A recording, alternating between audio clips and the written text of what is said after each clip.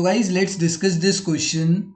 The question is, who basically propounded the concept of law of equimarginal utility? Law of equimarginal utility पता है कौन सा है? It is a consumer's equilibrium law. It is a consumer's equilibrium law in two commodity case. Two commodity case के अंदर ये consumers equilibrium का condition होता है. ठीक है सर, हमने तो अभी वन कमोडिटी केस कंप्लीट करा है, तो ये जो है जो law of equi marginal utility है ये टू कमोडिटी केस का है. तो जो तुम्हारा नेक्स्ट लेक्चर होगा that will be based on two commodity case and वहां पर सर आपको law of equi marginal utility बताएंगे.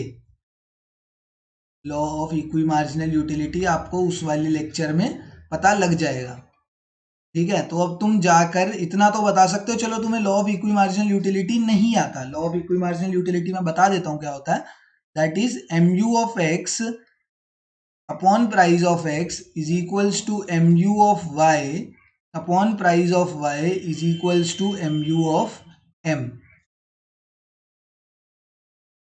This is known as law of equi marginal utility.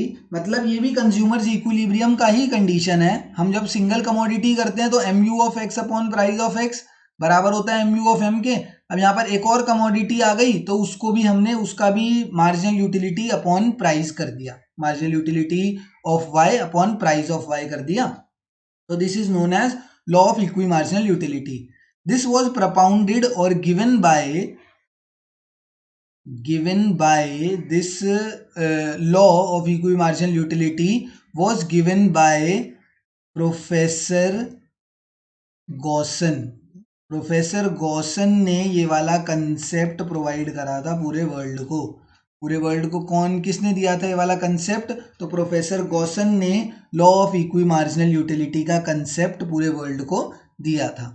तो अब जब ये वाला लेक्चर क्लास में होगा law of equi marginal utility और सर जब consumers equilibrium in two commodity case कराएंगे तो तुम्हें ये भी पहले से पता होगा एंड तुम्हें ये भी पता होगा कि this law is given by whom, किसने दिया है ये लॉ. ठीक है ना. तो option number 2 professor Gaussian is the correct answer here.